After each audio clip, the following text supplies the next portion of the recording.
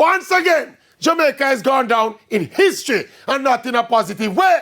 This time it's the Jamaica Tallawahs, the defending Caribbean Premier League T20 cricket champions.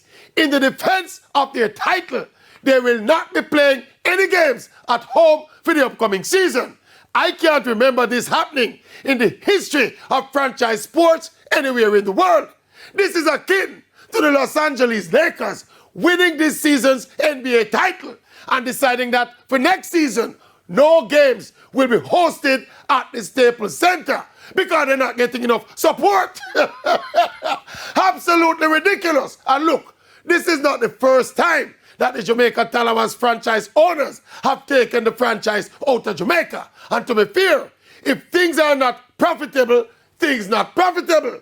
And maybe Jamaica, as big and as mighty as we are in the region, maybe financially, we just cannot afford to keep and support a CPL franchise.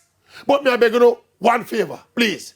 Stop calling it Jamaica Tallawahs. Call it something else.